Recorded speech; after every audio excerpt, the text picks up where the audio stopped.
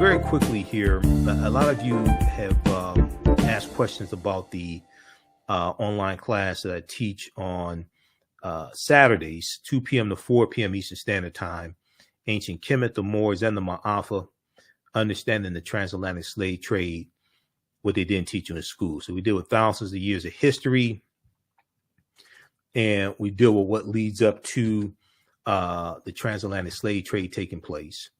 When we study our history, we can't start our history in slavery. And this is one of the things that really has to be impressed during Black History Month, African American History Month. We can't start our history in slavery. We have to deal with thousands of years of history that leads up to the transatlantic slave trade taking place. We have to deal with ancient Kemet, ancient Egypt, Nubia, Ta-Nehisi, deal with these African civilizations, deal with Carthage, and deal with Zimbabwe and different things like this. Okay. And what we do in this class, and there's over 200 slides in the class, we go through and look at this history chronologically. There's a timeline of history that we use, and then we go through and look at different periods of history to see cause and effect. And we look at how really Africans lose control. We look at invasions that take place. One of those things we look at are the Punic Wars, and we look at Hannibal Barca and the Battle of Cannae, 216 BC.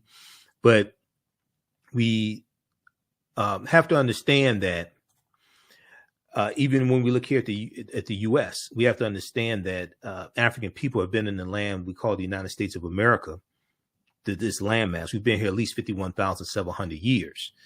And if we look at Dr. David Imhotep's book, The First Americans Were Africans, Documented Evidence, on page 14 of his book, he deals with a discovery made by Dr. Albert Goodyear in Allendale County, South Carolina in 2004, where they found 13 different types of evidence that to thoroughly document an African presence in the land we call the United States of America, dating back at least 51,700 years ago.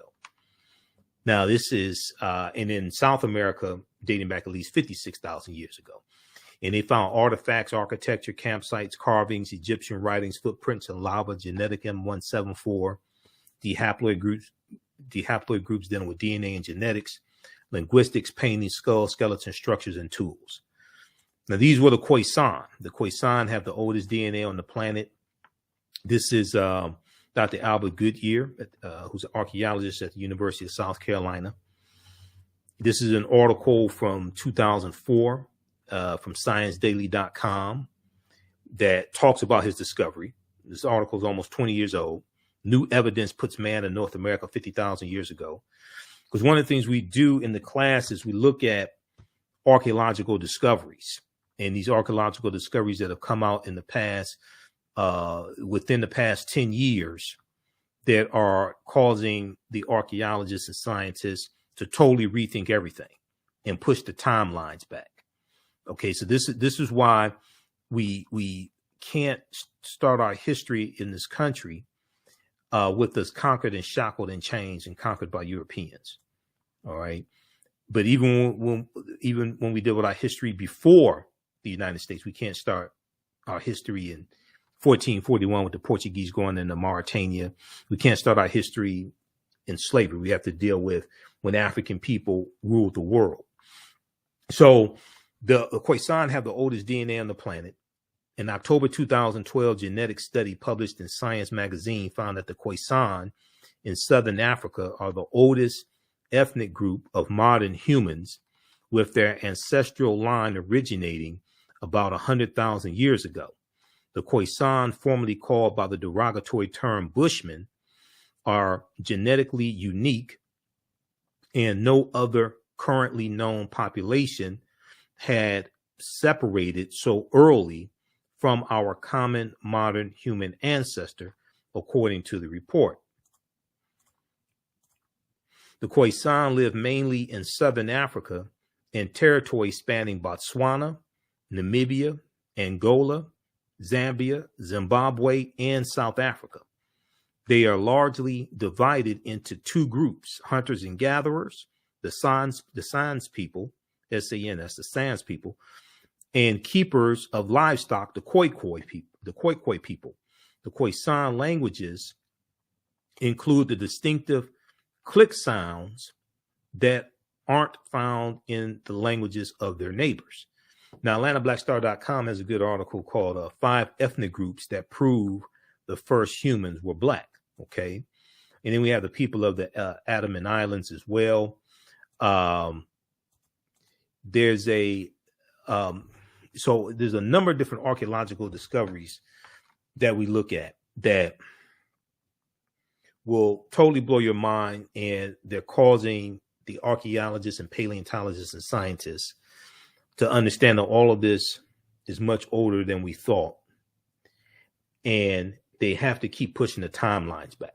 I mean, there was an ancient beer factory discovered. It was discovered last year. It was discovered in 2021 in Egypt that dates back 5,000 years. But this discovery right here, New York Times has an article from February 2010 on Crete, new evidence of very ancient mariners. On Crete, new evidence of very ancient mariners. And this discovery deals with on the Greek island of Crete, which has been an island for more than 5 million years. They found stone tools that date back at least 130,000 years ago.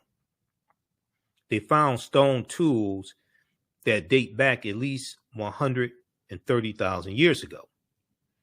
And they said this is looked at as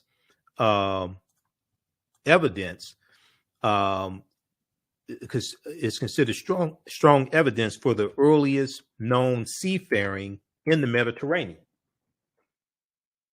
Now, Crete has been an island for more than 5 million years, meaning that the tool makers must have arrived by boat. You're talking about 130,000 years ago. Okay.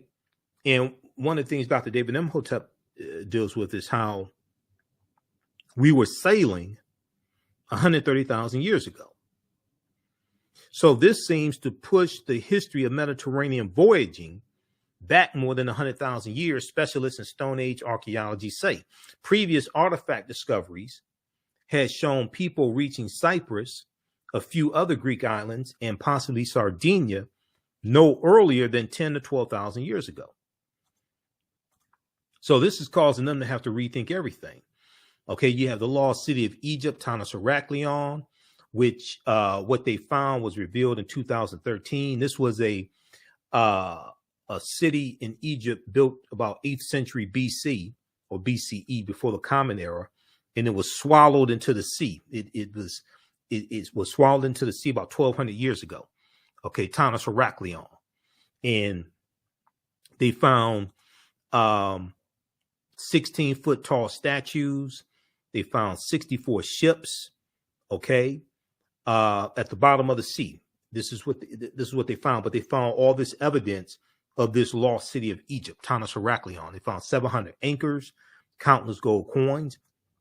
This discovery was revealed in 2013. So I remember when it was revealed, I talked about it when it came out. Okay. All right. Now, when we look at the Washington Monument, that is a ancient African symbol called a Tekken, which comes from the mythology of Asar, Aset, and Heru, who the Greeks called Osiris, Isis, and Horus. And there were about 1,200 Tekkenu all throughout ancient Kemet. We know that the foundation of Freemasonry comes out of ancient Kemet as well, comes out of the teaching from the lodges, the mystery systems out of ancient Kemet. And 50 of the 56 signers of the Declaration of Independence were Freemasons. Egypt. So there's some books that we reference in the class. You don't have to buy any of the books to follow along. But one of them is Egypt on the Potomac by Tony Browder. And I've interviewed, Browder's a friend of mine. I've interviewed him a number of times. Brilliant historian and archaeologist. There were approximately 1,200 Tekenu built in ancient times, but only about a dozen are found in Egypt today. Many of the Tekenu removed from Egypt are now in Istanbul, Turkey, London, England, Paris, France, Berlin, Germany, Vatican City in Italy, Rome, Italy, Vatican City, and elsewhere throughout the world. The Tekenu for plural, are now called obelisks by their new owners, and few know their origin or that they symbolize the resurrection of the African king Asar, or the African king Asar from the mythology of Asar Set Heru. Now, the word Mason is derived from the Latin words mass and sun. Mason means child of light and expresses the desire to pursue light, which is a metaphor for the sun, which symbolizes knowledge. So for eons, light has been associated with knowledge. And even when you watch, say, cartoons, and a cartoon character has an idea, you may see a light bulb go off over the cartoon character's head, associating light with knowledge. And darkness has been associated with ignorance or lack of knowledge. So when Europe is cast into the Dark Ages, after the Vandals and the Visigoths crushed the western portion of the Roman Empire in 476 AD, this is a period of ignorance, and is going to be the teachings that the Moors taken to Europe, coming from the Nile Valley region of Africa, the knowledge coming from the Nile Valley region of Africa. The African Moors are taking the light from Africa into the dark continent, Europe, and this knowledge brings Europe out of the Dark Ages. Okay, it brings them out of the Dark Ages, late 1400s, and then they go into the next age, like early 1500s. You go into the next age, which is the Renaissance age, which is a period of enlightenment, light in reference to knowledge. The Renaissance age, a period of enlightenment. The term child of light, or sons and daughters of light, was first used to identify students who had completed 42 years of study in the temples of ancient Kemet.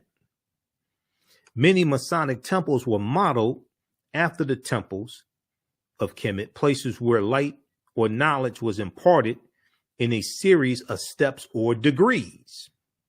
So George G.M. James talks about this in Stolen Legacy.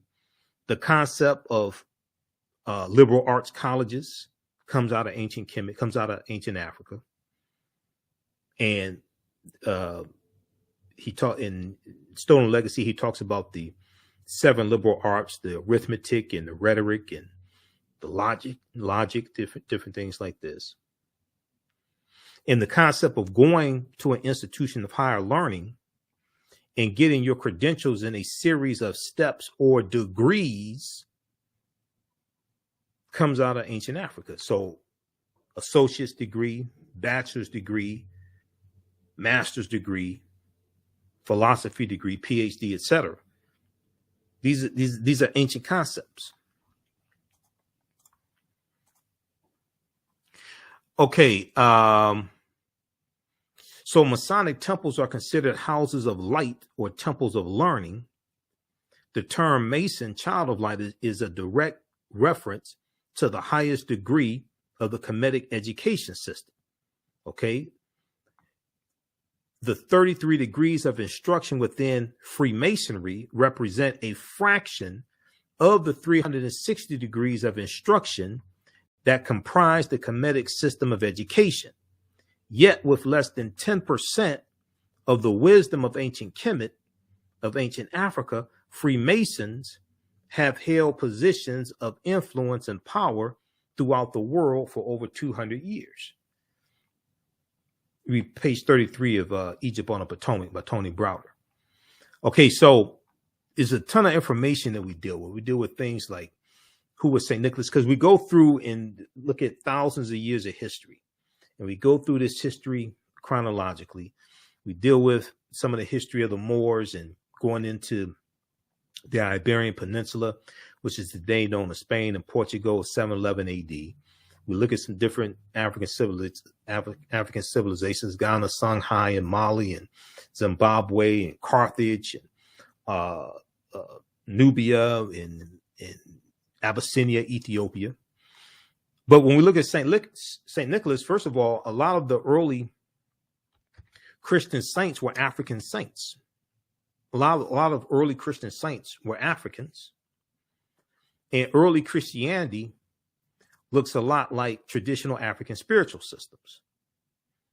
A lot of early Christians believed in some sort of reincarnation.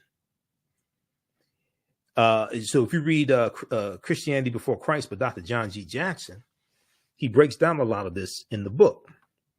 Okay, now how's everybody doing? Okay, you're still there? You still awake? Okay, give me a thumbs up, give me a heart, give me a like. How you like this type of information?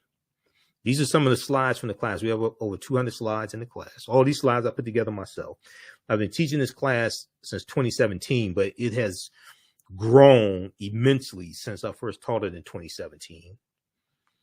And if you've taken any of my online classes in the past, be sure to email me at ahnshow@africanhistorynetwork.com, because you'll get 50% off these classes. So this class here, this one meets on Saturdays, 2 p.m. to 4 p.m. Eastern Standard Time. So we do the sessions live. All the sessions are archived and recorded. You can go back and watch it anytime. In class, you can see me. I can't see you. I don't take attendance, anything like that. All right. This is ancient Kemet, the Moors, and the Maafa, understanding the transatlantic slave trade, what they didn't teach you in school.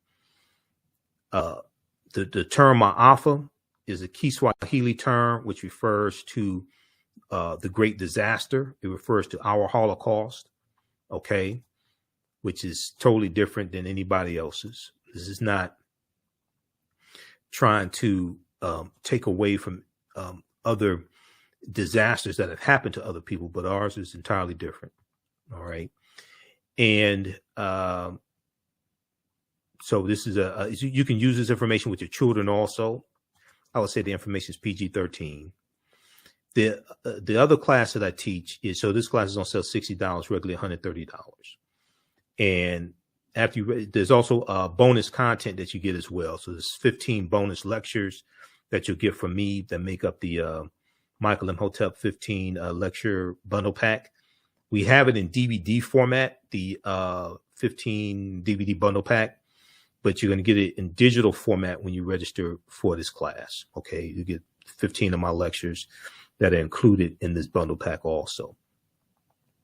In the second class I teach on Sunday is from the Civil War to the Civil Rights Movement and Black Power, 1865 to 1968. That's on sale $60 also, regularly $130. And that's 2 p.m. to 4 p.m., same format. And we have them, both classes, in the bundle pack for only $100, regularly $260. Okay. All right. So we posted the link here, and that's at our website, AfricanHistoryNetwork.com.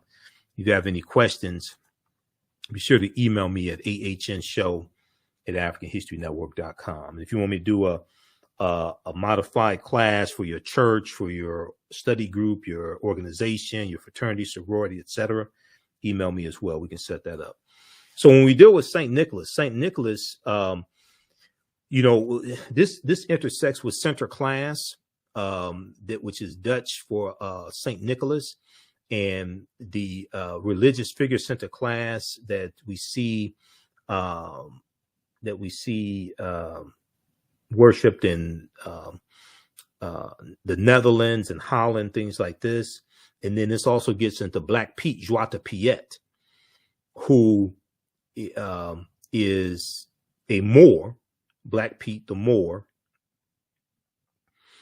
And you have these Europeans who have a parade and celebrate Zwarte Piet and Black Pete. And they put on blackface and Afro wigs, okay, and they this right here, they put on blackface and Afro wigs, all right, and they celebrate the coming of center class and Black Pete. Now, from center class, from this religious figure of center class, you get the secular figure, the mythological figure of Santa Claus. Okay, and center class is introduced into the U.S. in the early 1700s by the Dutch. And you're going to have the cartoonist Thomas Nast. The cartoonist Thomas Nast, N-A-S-T, is largely credited with creating the secular figure of Santa Claus, the jolly fellow, fat, red and white suit, things like this.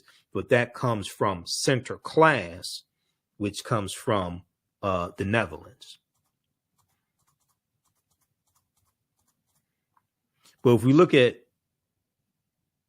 Bishop Nicholas of Myra, which is modern day Turkey, he was a Greek Orthodox bishop born in 280 AD. He was African, by the way, as well, as many of your early saints were. He was born to wealthy parents and gave away his inheritance to the poor. He's a patron saint to children, seamen, prostitutes, pawnbrokers. And patron saints are saints who are said to watch over different groups of people. These are patron saints. And the concept of the patron saints is going to come from the Neteru, because when you study the Neteru, coming out of ancient Kemet, and you have like Ma'at and Auset. Auset is associated with love and fertility. Auset, the mother of Heru, and we know that this is where you get the first Holy Trinity of Asar, Auset, and Heru. Heru, born of a virgin birth, December 25th, which ties into astronomy.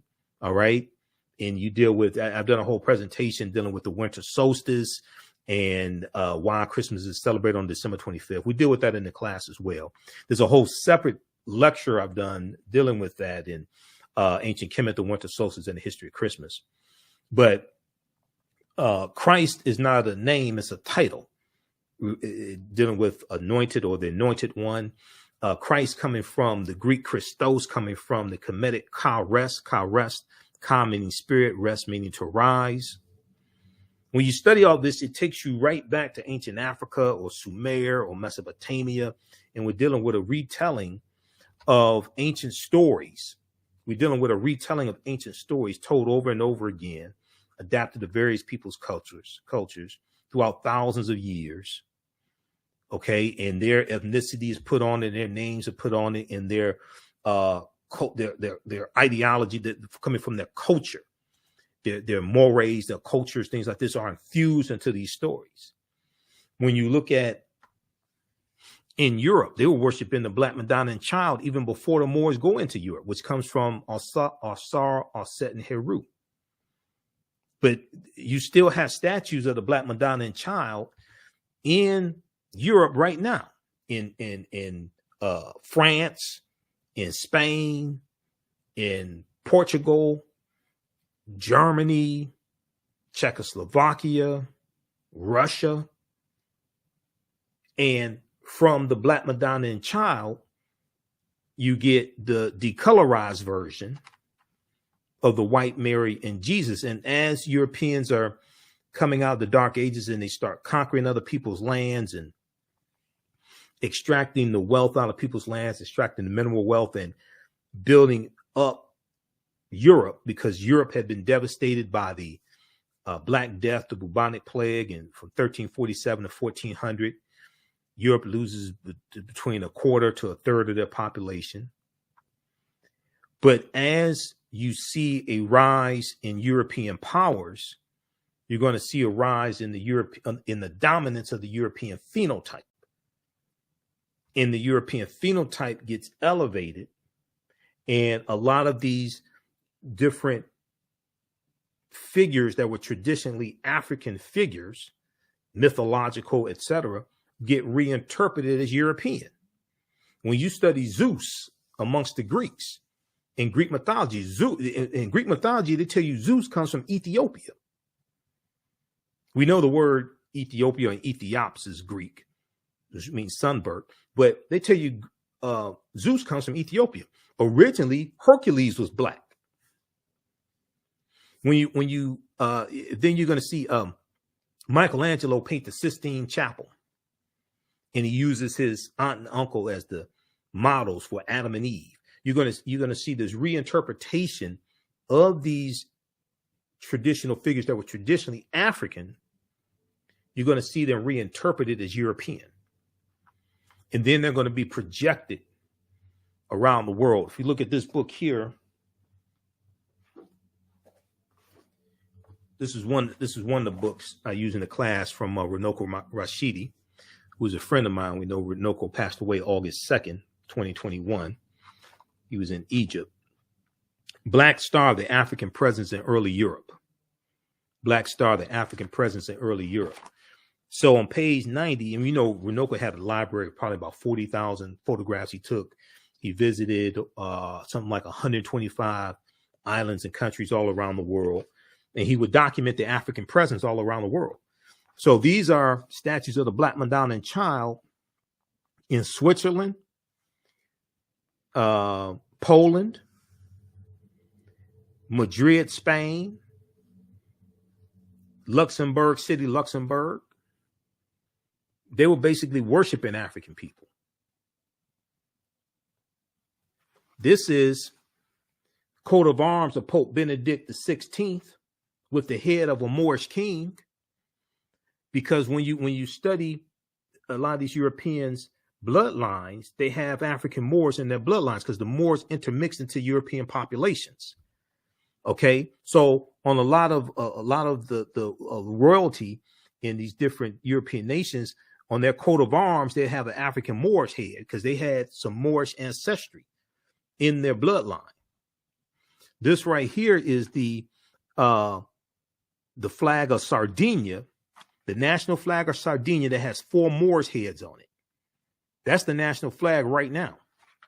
Originally, the bandana was a blindfold because the Moors were in those areas, but they were conquered. And we're going to see in different areas, like the Moors conquered and enslaved, and we see this especially amongst the Spanish. Okay.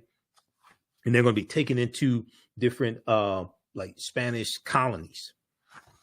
But this is a deep history. We look here, you see the Black Madonna and Child here in France. You see it, another Black Virgin of Paris. We see one here in Spain. Another one in Kremlin in Moscow. This painting, that's in Moscow. This is page 89. Okay, so this all ties into our history. This is a deep book right here. I interviewed Runoko about this book in 2014.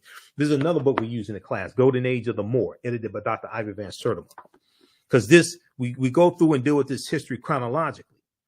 Okay, so Golden Age of the Moor is another book we use. Before the Mayflower by Lerone Bennett Jr. is one that we use. Okay, this is the 6th edition. It's beat up. I need another one. Now Valley Contributions of Civilization by Tony Browder is one. How White Folks Got So Rich, The Untold Story of American White Supremacy. This is the 3rd edition from the Nation of Islam Research Group. The Egyptian Philosophers, Ancient African Voices from Imhotep to Akhenaten by Dr. Malefe Kete Asante. Now, you don't have to buy any of these books to follow along in class. I use these for reference. We cite different parts of the book. This right here, the Declaration of Independence and Other Great Documents of American History.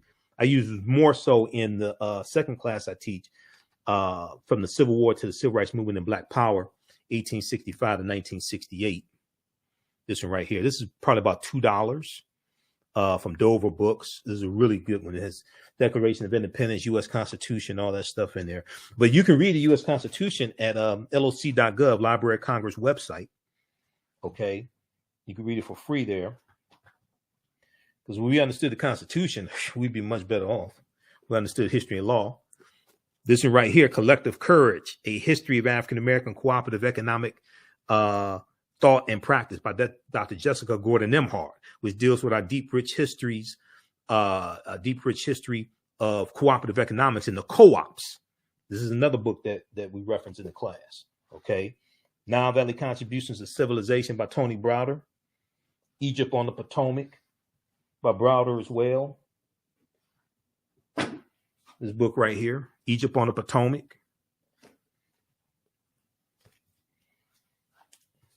Christmas Miscellany, Everything You Always Wanted to Know About Christmas by Jonathan Green. This is one of the books I read when I was really studying the history and origins of Christmas, because I've been doing presentations dealing with the history of Christmas going back to 2012. So those are just a few of the books that we do within the class. So you don't have to, some of these books you may have in your library. If you don't, it's fine. You still be able to follow along in class because I have a lot of slides for you. All these slides I put together myself. How's everybody doing? Okay. How you all like this type of information? Who still needs to register for this 10-week online class? As soon as you register, you can watch the class we did last week. I'll post the link here again. And we also have a bundle pack when you register for both classes for only $100. Classes are regularly $130 each. You have a special discount right now. And if you have any questions, if you have to make any other arrangements, if you want to pay through PayPal or anything like that, or pay through Cash App, email me ahnshow@africanhistorynetwork.com, ahnshow@africanhistorynetwork.com. All right, let's continue here. We'll be here for a few more minutes. So it's important to understand this history chronologically. Historical events don't happen in a vacuum. They are the culmination of a sequence of historical events that lead to other events taking place. Some other things we deal with now, we deal with the film Black Panther. And the film Black Panther is deep on multiple levels. Okay. The word Wakanda is a real word. There were 11 different African cultures infused into the film Black Panther. Ruth Carter, who was the costume designer, she studied 11 different African cultures over the course of about 6 months. And you see this incorporated into the film. Now, Bast is short for Bastet, is a deity or neter from ancient Kemet. The Panther deity Bast that watches over the people of Wakanda. And Wakanda is not one group of people. Wakanda is the nation. Wakanda is made up of 18 different tribes. Okay, because I do lectures dealing with the film Black Panther.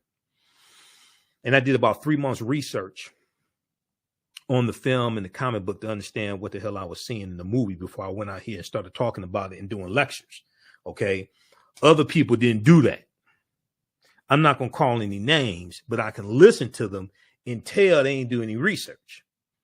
And 2 of the books that I read, first of all, there's about 100 articles that I read dealing with the movie and the comic book because I'm a researcher, to really understand what I'm seeing on the screen. And the movie Black Panther was the 18th film in the Marvel comic universe. And all those films have an interconnected storyline. And then there were 4 other films in that sequence, in that interconnected storyline. So you have to understand the interconnection between the movies to understand what you're seeing in the movie. These are 2 books that I read on the film Black Panther to understand what it is that I'm seeing in the movie before I go out here and start talking about it and doing presentations across the country. The official movie special, Black Panther. So this has interviews with the cast, the director, Ryan Coogler, background information on the movie, things like this, right? How many people have seen this book? I read over 100 articles on the movie Black Panther. Okay, to understand what I'm seeing in the movie. And then I read this book here by Marvel, also by Marvel, Black Panther, The Ultimate Guide. This deals with the 52-year history of the Black Panther comic book, because a lot of the themes from the comic book we see in the movie. And then we see changes in the storylines, things like this. So I had to study the Dora Milaje comes straight out the comic book. I had to study the history of the comic book to understand what I'm seeing in the movie before I go out here and start doing presentations on the movie. And understanding like the change in the storyline of Killmonger, things like this. Because in the comic book, Killmonger is 100% Wakandan. He's not half Wakandan, half African American. And look at the introduction of Black Panther in the Fantastic Four comic book. All this stuff. Okay. So when we look at Wakanda, first of all, Wakanda is a real word. Wakanda means possesses secret powers in the Omaha Ponca Native American language and the Sioux Indian language. And then Wakanda is also a Bantu word as well. Now, when we look at Bast or Bastet, Bastet is an ancient Egyptian goddess or neter worshipped in the form of a cat or in the form of a lioness and later a cat. She's a goddess of warfare in Lower Kemet, worshipped as early as the Second Dynasty, about 2890 BCE, before the Common Era. When we look at the Black Panther comic book,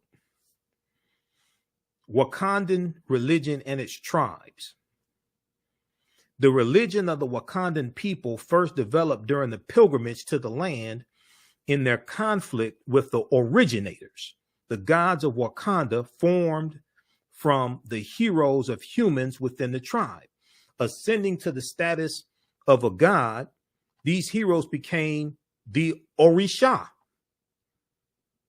The Orisha are the names of the deities in the spiritual system of Ifa, which is practiced amongst the Yoruba of Nigeria. This is in the comic book, the Orisha. Some people say Orishas, but a brother from Nigeria told me, he said it's Orishas.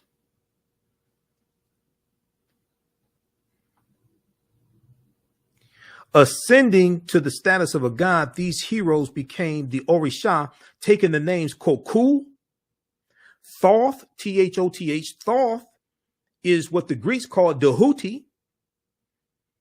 Dahuti is the deity, the neter, that delivered the Annunciation to the Virgin Auset that she's going to give birth to Heru.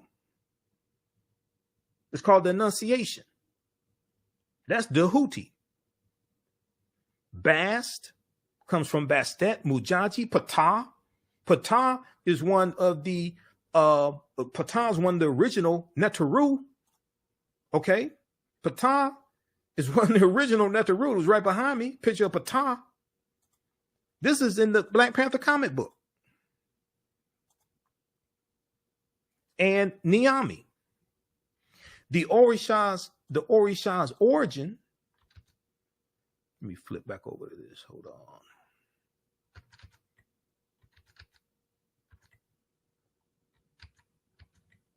The Orisha's origin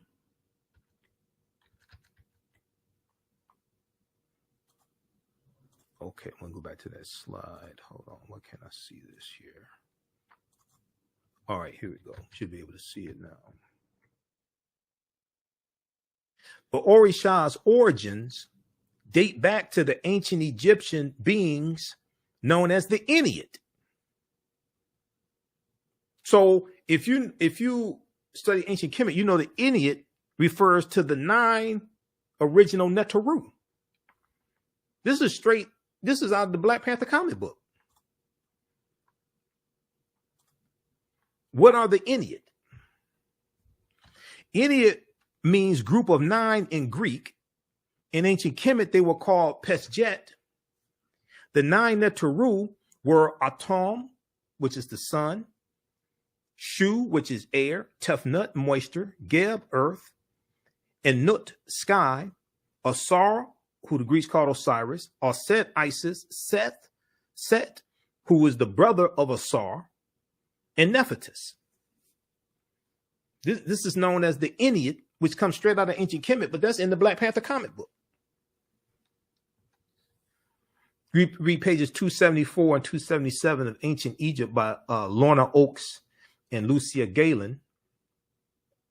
Also, Nile Valley Contributions to Civilization. And they break this down in the book because pages 274 to 277, they have a chart of the Neteru.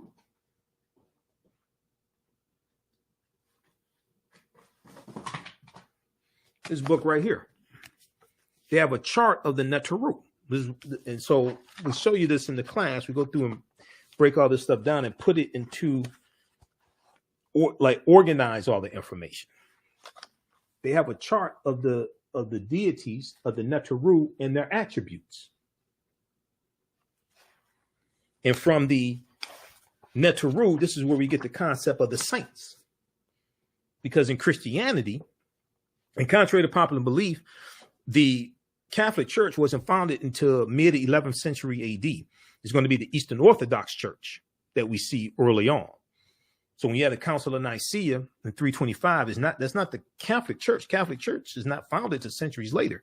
That's the Eastern Orthodox Church. That's the Eastern Orthodox Church that we see when in 431 or 432 AD, Pope Celestine I sends a British slave named Patrick into Ireland to convert the Irish to Christianity. Catholicism doesn't exist, and he's fighting against the Druids and killing the Druids. This is how we get the myth of Saint Patrick, and they say he drove the snakes out of Ireland. But the Druids are dealing with a watered down version of teachings coming out of ancient Kemet, and they wore on their helmets, they wore a cobra, or they have a uraeus on their helmets, and they were known as the snake people. We also deal with things like because we deal with the Crusades, starting at about 1096 AD, 1095, 1096 AD, the Crusades. And we know during the Second Crusade, you have the Knights Templar formed in 1118 AD. The Knights Templar are they're learning from the Moors, and they become very powerful. And the Knights Templar in France, they're going to be disbanded October 13th, 1307. And we deal with this whole thing called fricatriskaidekaphobia, which is the fear of Friday the 13th, and triskaidekaphobia, which is the fear of the number 13. And there's history behind it, and part of that deals with the Knights Templar, Friday the 13th, 1307, losing power.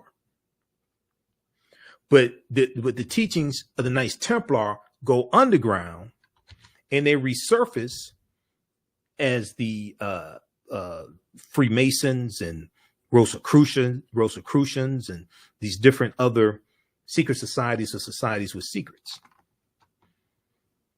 But these are watered down versions of the teachings that the Moors take into Europe that come from ancient Africa.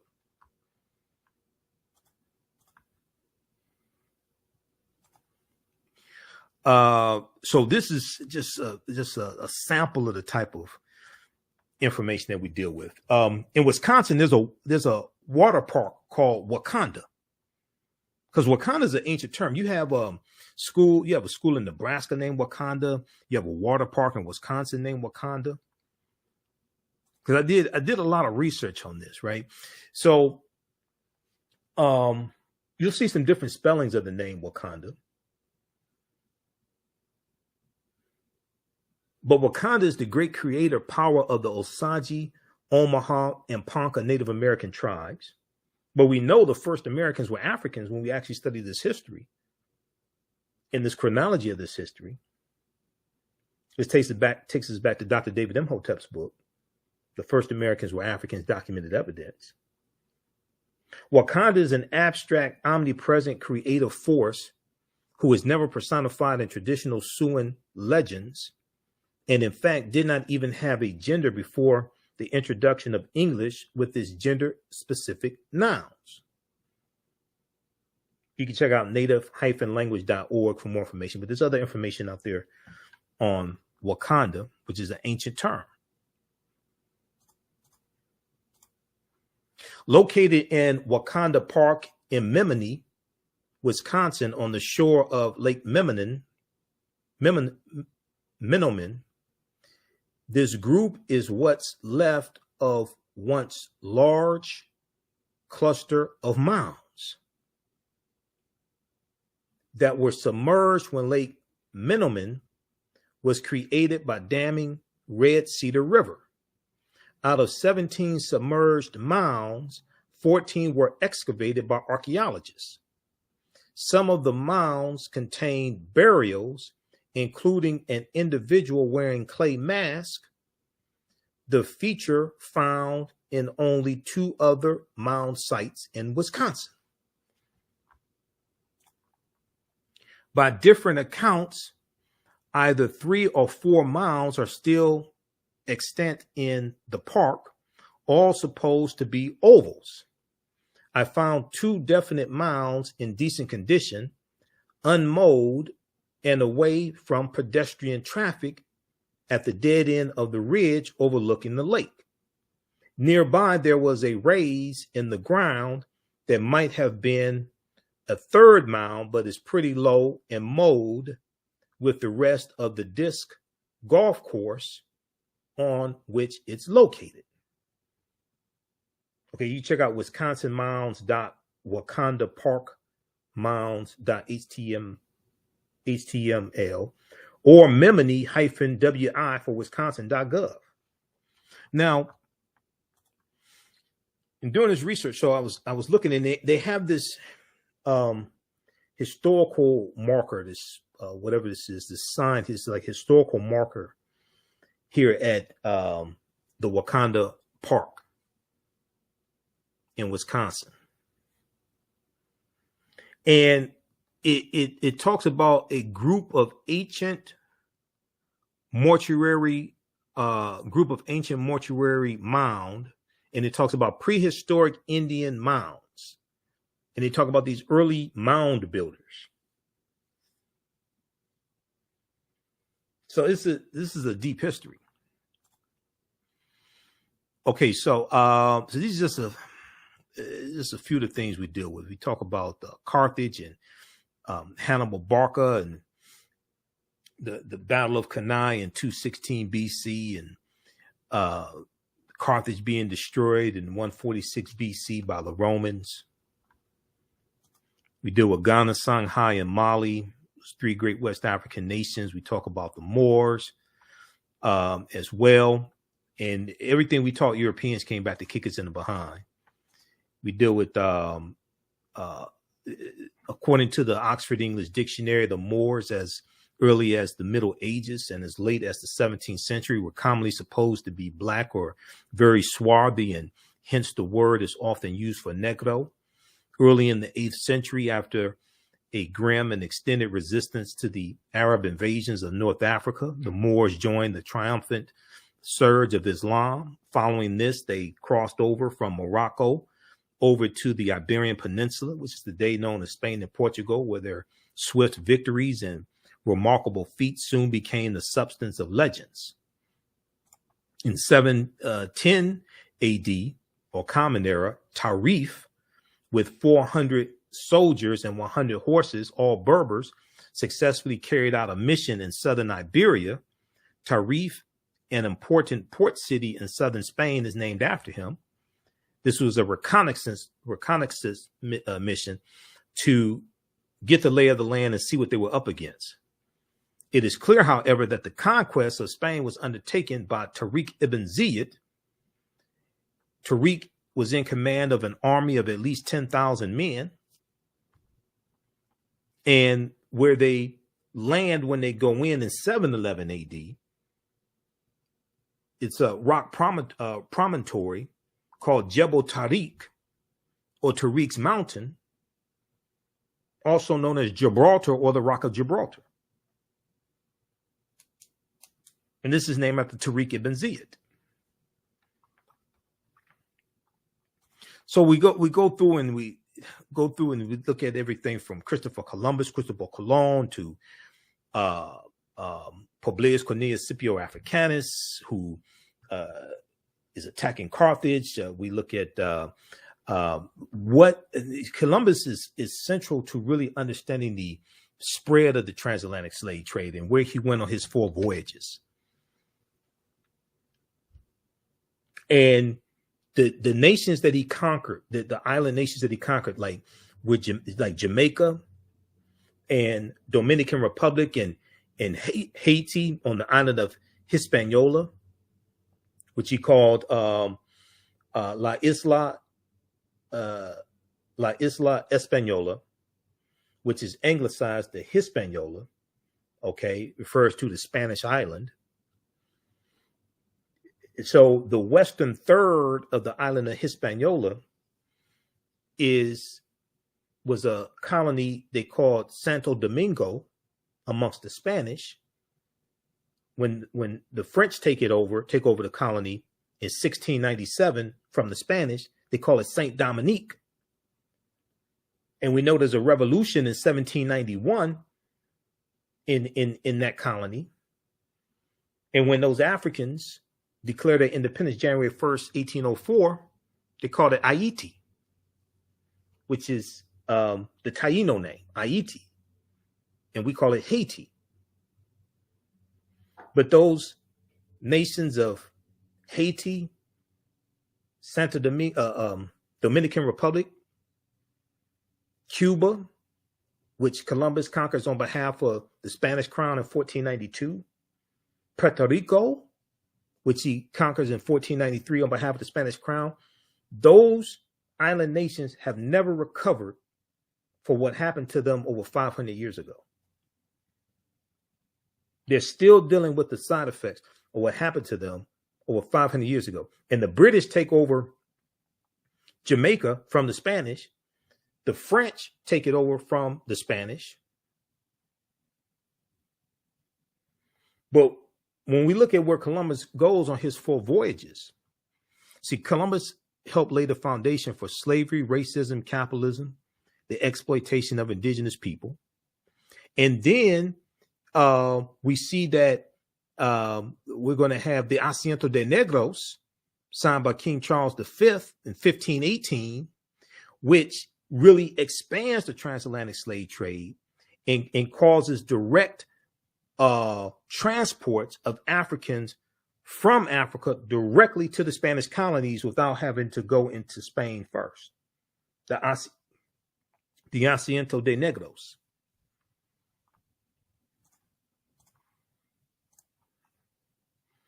So we go through and look at a timeline of history. We deal with things like what are papal bulls? We deal with what was the transatlantic slave trade, the forced voyage of African people from Europe to Africa to the Americas. 1488, Pope Innocent VIII, he wasn't so innocent.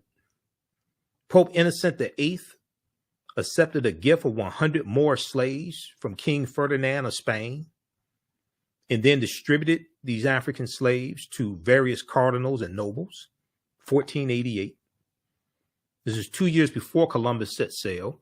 Columbus set sail August 3rd, 1492, late in the same year that the Reconquista is complete, and the Spain takes back control of the last stronghold of the Moors in Granada, January 2nd, 1492.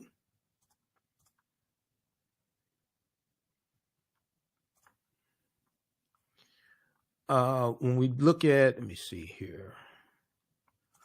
What was the Middle Passage?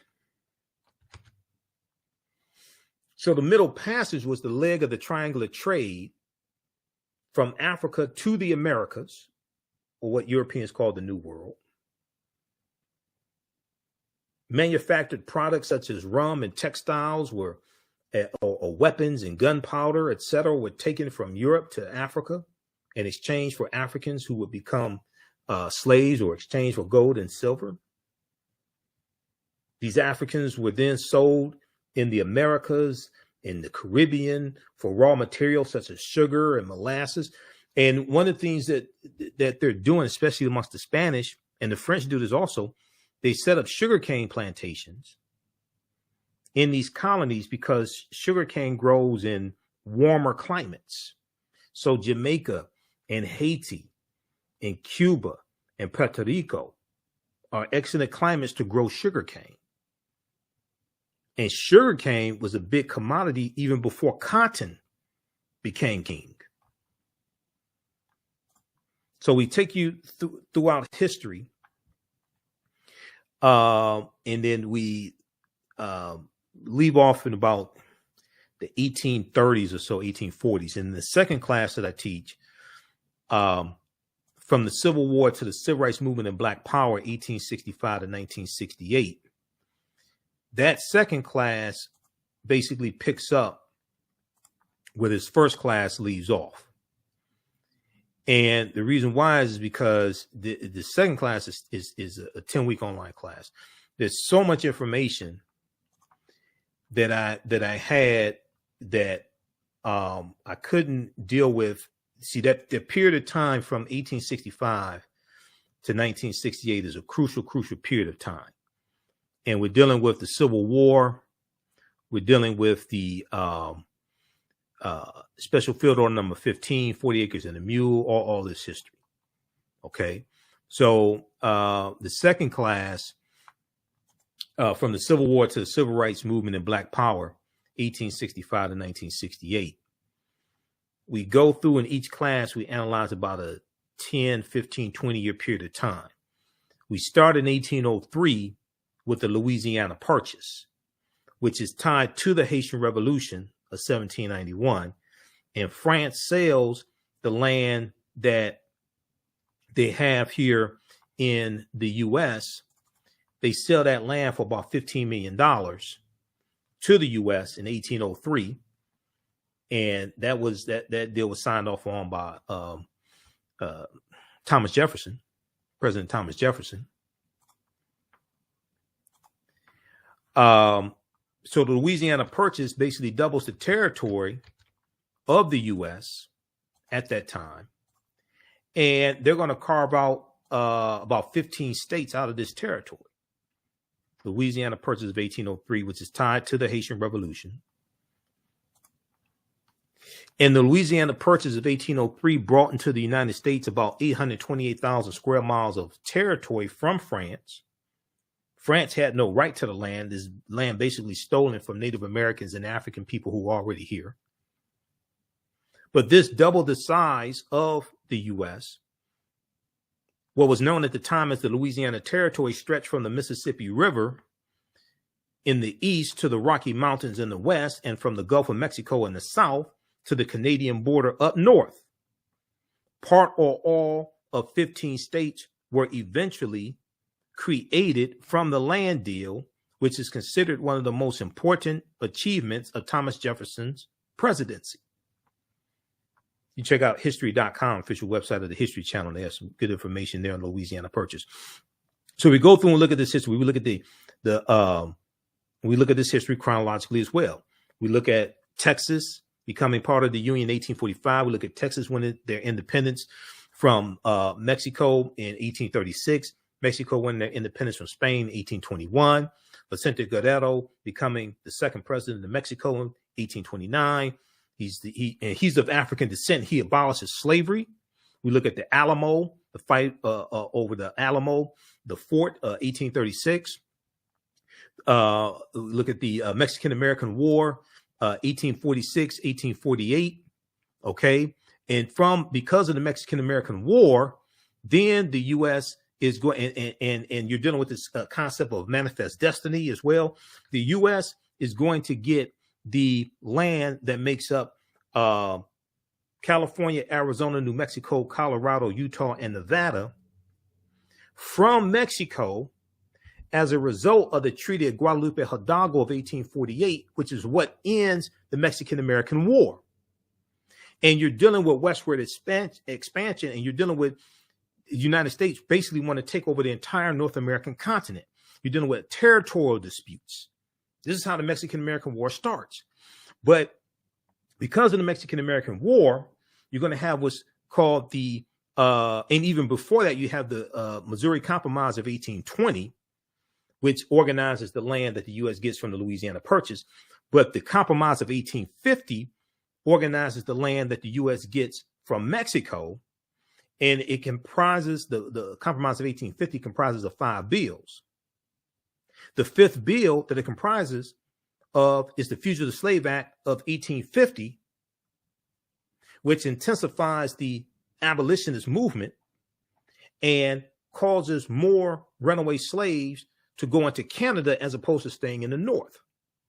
And this is 4 years before the Kansas-Nebraska Act of 1854. And as a result of the Kansas-Nebraska Act of 1854, you have the Republican Party founded in 1854.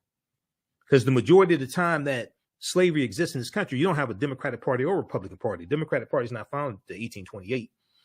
Republican Party is founded in 1854. So we're going to go through and see what leads to the Civil War taking place. Okay. And that's triggered especially by the election, the November 6, 1860 presidential election. And Abraham Lincoln becomes the president-elect. And the many southern states fear that Lincoln's going to free the slaves. So the first state to secede from the Union is South Carolina, December 20th, 1860. About 6 weeks after Lincoln becomes president-elect. The Civil War in the United States began in 1861, April 12, 1861, with the attack on Fort Sumter in South Carolina. After decades of simmering tensions between northern and southern states over slavery, states' rights, and westward expansion. The election of Abraham Lincoln, November 6, 1860, when he became president-elect, caused 7 southern states to secede from the Union and form the Confederate States of America. 4 more states soon joined. The war between the states, as the Civil War was also known, ended in Confederate surrender in 1865. The conflict was the costliest and deadliest war ever fought on American soil, with some 620,000 of 2.4 million soldiers killed, millions more injured, and much of the South left in ruin. And then we deal with Reconstruction, which is a crucial period of history, which is not really taught in schools. Reconstruction, 1865 to 1877, where African Americans were showing America really how to have a democracy. There's a good article from time.com that we've talked about here on this show. Came out January of 2022, January 12, 2022. This makes the connection that I've been making even before I saw this article. This makes the connection between the political violence targeting African Americans and white Republicans during the Reconstruction era. It makes the connection between that and the January 6, 2021 insurrection, instigated by the traitor-in-chief, Donald Trump. A new report finds that 45 states are failing to teach students about the period that shaped race relations after the Civil War. That's the Reconstruction era. A new report finds that 45 states out of 50 are failing to teach students about the period that shaped race relations after the Civil War. We're still dealing with the effects of the Civil War and Reconstruction. Reconstruction ended in 1877. We're still dealing with those effects today. In the aftermath of the insurrection, January 6, 2021, at the U.S. Capitol, many leading historians drew parallels between the violence and the Reconstruction era, the period of political revolution directly following the American Civil War. Quote, the events we saw reminded me very much of the Reconstruction era and the overthrow of Reconstruction in 1877, which was often accompanied or accomplished, I should say, by violent assaults on elected officials, which is why you needed the Ku Klux Klan Act of 1871. This is a quote from Eric Foner, Pulitzer Prize-winning historian and author of Reconstruction, America's Unfinished Revolution, 1863 to 1877. He said this in an interview with the New Yorker, published a week after the January 6th insurrection. This is what I've been saying on the show. I said, dude, that's what happened during Reconstruction. Clinton, Mississippi massacre, 1874, Vicksburg, Mississippi massacre. When you go study these riots and massacres during Reconstruction, but then after Reconstruction ends, a lot of that was over. A lot of that was dealing with politics and trying to keep us from voting. Opelousas massacre, Opelousas, Louisiana, 1868. This is before Wilmington, North Carolina, 1898, where they overthrew a biracial government in Wilmington, North Carolina. This was long before that. Scholars say studying the aftermath of the Civil War can help put in context many of the most seminal events in the U.S. in recent years, from the brutal murder of George Floyd by police in May 25th, 2020, in Minneapolis, Minnesota, to the voter suppression laws enacted after African-American voters played a big role in helping Joe Biden and Kamala Harris become president and vice president in 2020. But despite the timeliness of the era in today's climate, many students in American schools will not get a full education of Reconstruction until they get to college. Well, most of them are not going to college. And this is directly related to our understanding of history, and your understanding of history influences your understanding of politics and who you vote for and the policies you support. In social studies standards, 45 out of 50 states and the District of Columbia, discussion of Reconstruction is partial or non-existent. In 45 states out of 50 and the District of Columbia, discussion on Reconstruction, 1865 to 1877, is partial or non-existent, according to historians who reviewed the period, reviewed how the period is discussed in K through 12 social studies standards for public schools nationwide. In a report produced by the education nonprofit Zen Education Project, the study's authors say they are concerned that American children will grow up to be uninformed about the critical period of history that helps explain why full racial equality remains unfulfilled today. So all this is connected, and all this is tied to history.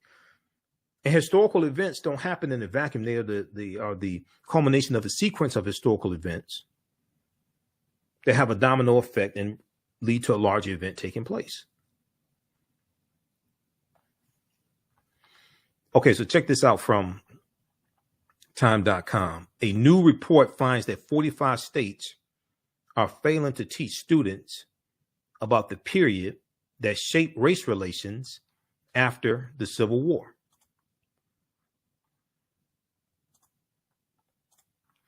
All right, how's everybody doing? How y'all like this type of information? So I teach the classes on the weekends, Saturdays and Sundays, 2 p.m. to 4 p.m. Eastern Standard Time. If you have any questions, email me at ahnshow@africanhistorynetwork.com, We're going to post the link here again. You can register for the online class. You also can register for the bundle pack. So the class is regularly $130. They're on sale $60. $60 each. We have a bundle pack. You can register for both classes for $100. If you want to pay through Cash App, email me and we can do that as well.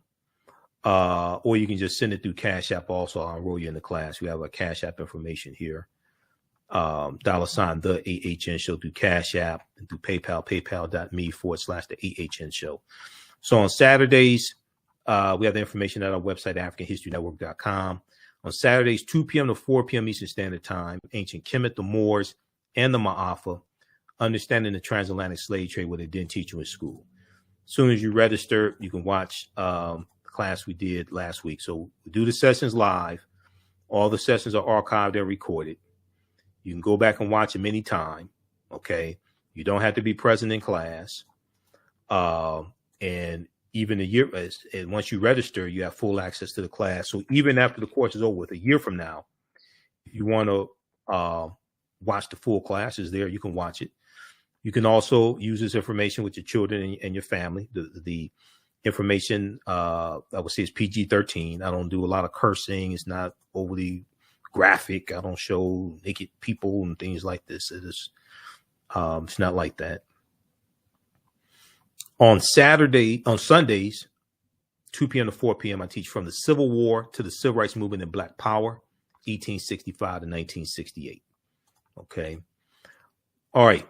And then all of my DVD lectures and digital downloads are at our website, AfricanHistoryNetwork.com. If you have any questions, email me. If you want me to do a presentation or you want me teaching these classes for your churches, your study groups, organizations, fraternities, sororities, you want me to do a modified, a shorter version of these classes, or you want me to do a presentation for your group or organization, email me as well.